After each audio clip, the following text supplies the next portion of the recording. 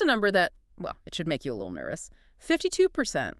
That's a majority. It is. And according to a poll in the journal Nature, that's the percentage of scientists who believe that science is facing a, quote, significant crisis. Wow. Not a minor hiccup, not a rough patch, a full-blown crisis. Right. And if you ask the other half of the scientists in the room, most of them will admit there's at least a slight problem. I mean, almost nobody thinks everything is working perfectly. Which is, well, it's alarming. You know, we treat science as this bedrock of reality. We trust it to build our bridges, to cure diseases. To tell you if you need an umbrella tomorrow. Exactly. But today, we're doing a deep dive into sources that suggest the scientific method. That neat step-by-step recipe we all memorized in school is actually under massive renovation. Renovation is a very polite way to put it. We're looking at the history and maybe the current collapse of how we distinguish fact from fiction. Wow. Our sources today range from Francis Bacon in the 1600s all the way to this modern replication crisis that's just rocking academia right now. So the mission for this deep dive is pretty simple. Is the scientific method broken? And if it is, how do we fix it? Because if the very machine we use to find truth is faulty, that matters to, well, everyone. And to figure that out, we have to look at the human element. The method itself might be perfect on paper, but the people running it were messy. Okay, so let's go back to the beginning, or at least the beginning of this modern way of thinking. 1620. Francis Bacon. The godfather of modern science, basically. He publishes this book, Novum Organum, the New Instrument, and reading the background, his main beef seems to be with Aristotle. Correct. Before Bacon, science was mostly just, well, men in togas arguing about logic. If you wanted to know how many teeth a horse has, you'd go read Aristotle. Right. Bacon's whole point was put down the book, go to the stable, open the horse's mouth, and just count. And this is the birth of what we call induction. Exactly. Bacon wanted to stop guessing and start building. He saw knowledge as a pyramid. You start at the bottom with tons of observations, what he called quality facts. You look for instances where your theory fails, and then, slowly, you build up.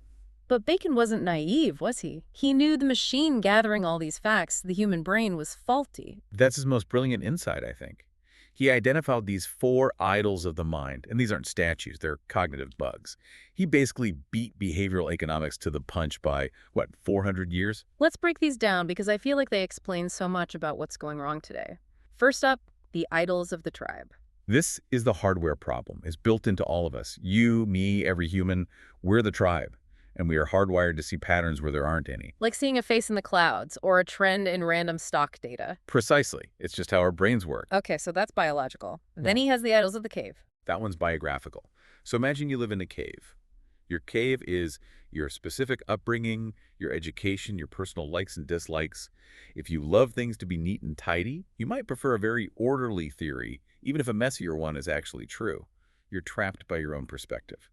Then there's the idols of the marketplace. This one feels so relevant to the internet age. Oh, absolutely. It's all about language. We think we control our words, but a lot of the time our words control us. If I say the word energy, a physicist hears one thing, a new age healer hears something completely different. And a politician hears a third thing. Exactly. The marketplace is where truth just gets lost in translation. And the last one, the idols of the theater. That's just dogma. Believing something because a famous academic on a stage said it was true, not because you actually went and checked the evidence for yourself. Bacon wanted us to smash all of them. He also gave us this really logical way to figure out cause and effect. I was looking at the notes on that Earl of Essex example. It's surprisingly clear for the 1600s. Oh yeah, it's classic Baconian logic. Yeah. So you want to know if the Earl of Essex is the reason the army keeps winning? You look at the data. Condition A, Essex is there, the army wins. Condition B, Essex is gone, the army loses. Condition C, Essex is only sort of involved. The army sort of wins. Right. So by induction, you conclude Essex is the cause. And Bacon called that initial hypothesis a first vintage. Like wine. Yeah, like the first press. It's not the final truth yet, it's just the starting point. So Bacon gives us this method for building the house of science, brick by brick. But then we fast forward to the 20th century, and Karl Popper comes along, and it seems like he just wants to tear the whole house down. He thinks Bacon is doing it completely backwards. This is probably the biggest shift in the philosophy of science.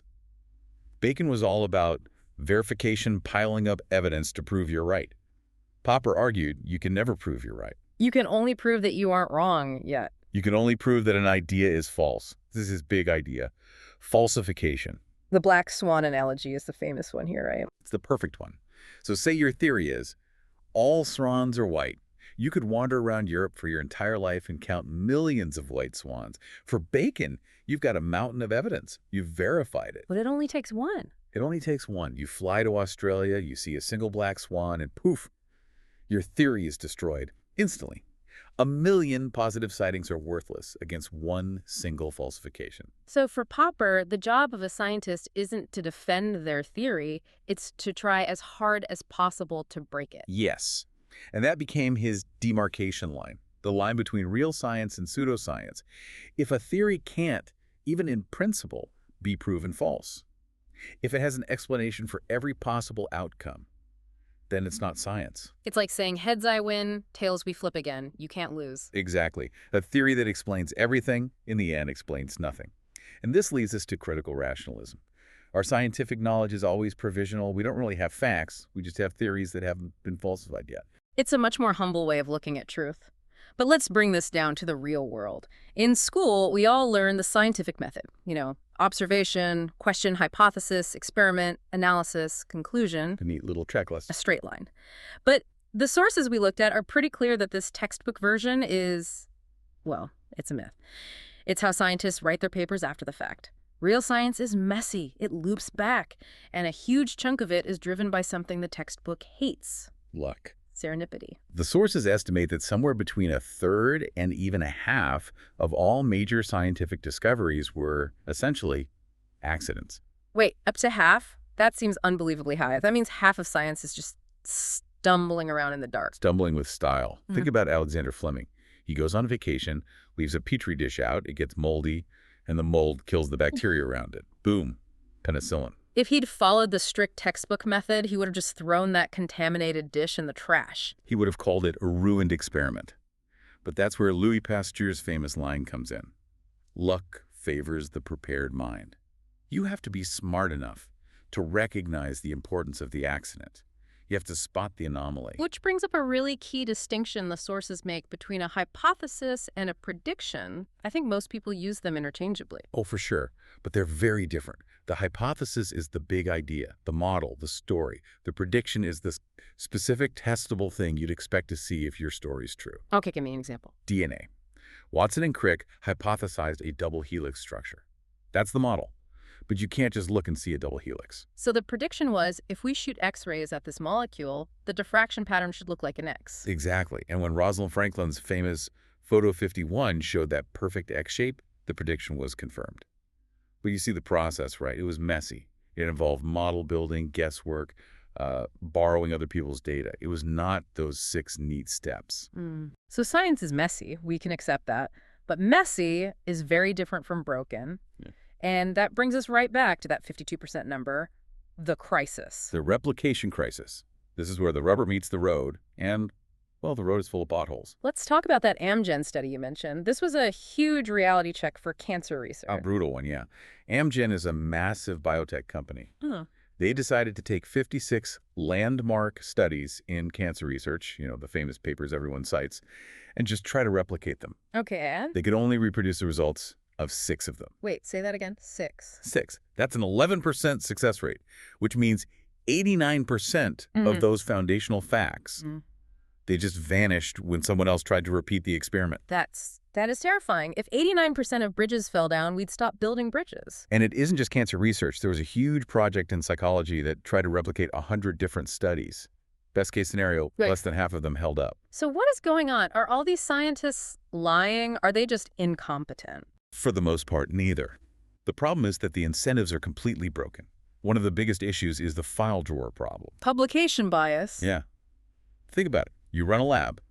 Your entire career, your funding, all depends on publishing papers, and journals want to publish new, exciting, positive results. Right. So if you test a new drug and it does absolutely nothing, that's a negative result. It's boring. Journals don't want it. So you stick it in your file drawer and forget about it. So the public only ever sees the wins. We never see the failures. And if you have 20 different labs all testing the same useless drug, just by random chance, one of them might get a fluke positive result. That one lab publishes a paper, the other 19 stay silent. To the world, It looks like a miracle cure. In reality, it was a statistical accident. But it gets worse than that, right? More insidious. The sources list these things called questionable research practices, QRPs. Let's name and shame. First, p-hacking. This is basically gaming the math. So in science, you're usually looking for something called a p-value of less than 0.05. It's this arbitrary line that's supposed to mean your result probably isn't just random luck. It's the finish line you have to cross. And p-hacking is when you kind of nudge your data across that line. You keep collecting data until you get the result you want, then you stop. Or you drop a few inconvenient data points. You basically torture the data until it confesses. Okay, then there's HARking. HARK. It stands for hypothesizing after the results are known. So you shoot an arrow into the side of a barn, and then you go and paint the bullseye around it. Precisely. You pretend you predicted a surprising result all along. It makes you look like a genius, but it totally destroys the scientific process. And finally, cherry picking. This one is easy. You measure 10 different things, but you only report the one that worked. You say your new superfood improves memory, but you don't mention that you also tested for mood, sleep, and focus, and it failed on all of those. There's a great quote in the notes that I think just sums this all up. Surely God loves the 0.06 nearly as much as the 0.05. Yeah. It just highlights the absurdity of it. We treat this one arbitrary number, 0.05, as truth and 0.06 as garbage. That kind of binary thinking basically forces scientists to cheat, even subconsciously, just to keep their jobs. It's like Bacon's idols are all still here. The idol of the marketplace is the entire academic tenure It system. really is. But, and this is a big but, before we get everyone too depressed, there's a fix. The sources are calling it the credibility revolution. It sounds a bit like a marketing slogan, but the changes seem pretty substantial. It all starts with something called open science. Just transparency. Sunlight is the best disinfectant. And the biggest innovation here is pre-registration. This is calling your shot, right? Yes. Before you collect a single piece of data, you post your entire research plan online. I am going to test X, I will measure Y, and I will analyze it using method Z. And it's timestamped. So you can't move the goalpost halfway through the game. It basically handcuffs you to honesty. And building on that, you have registered reports. This flips the whole publishing model on its head. Journals review your plan before you do the research. So if the method is good, they promise to publish the study no matter what the result is, even if it's boring or negative. Exactly. It completely solves the file drawer problem. A study that proves a drug doesn't work is just as valuable as one that proves it does, and now it gets published. The notes also mention something surprisingly simple that worked. Badges. It sounds so childish, doesn't it? Hmm. But it works. One journal started putting little open data badge icons next to articles where the authors shared all their raw data. Like getting a gold star in kindergarten. And scientists are competitive people. Data sharing in that journal jumped from around 3% to 39% almost overnight. Everyone wanted the badge. You're gamifying integrity. You are. And it's all pushing us back towards what the sociologist Robert Merton called the norms of science. We kind of drifted into secrecy and self-interest. These new tools are forcing us back to communality, sharing everything, and organized skepticism. Okay, so let's zoom out. We went from Bacon trying to build truth brick by brick To Popper telling us our job is to try and knock the bricks down. to realizing that for a while we've been painting fake bricks just to get promoted. And now finally to a new system where everyone has to show their blueprints before they even start building. It really feels like the big takeaway here is that science isn't a destination you arrive at, it's an error correction machine. That's the beautiful thing about it. It's anti-fragile. Science is maybe the only belief system in the world that gets stronger when you prove it's wrong. Finding a failed replication or a black swan feels like a crisis in the moment, but it's not. It's the system working. It's cleaning house. I want to leave our listeners with one final thought to chew on. We started this whole deep dive asking about the scientific method, but some of the historians in our source material, they argue that the scientific method, with a capital S and a capital M, it might actually be a myth. It's a really provocative idea. The way a biologist works is totally different from an astronomer. The way a psychologist works is different from a physicist. There isn't one single recipe book for discovering truth. And claiming there is one universal method might just be one of Bacon's idols of the theater. A neat story we tell ourselves that hides the messy human reality of it all. Maybe the only method that really matters is the willingness to be skeptical of yourself. To say, I might be wrong, here's all my data, please check my work. And that's a habit we could probably all use a little more of. Absolutely. Thanks for exploring the messiness of truth with us today. Keep questioning, keep testing, and we'll see you on the next deep dive.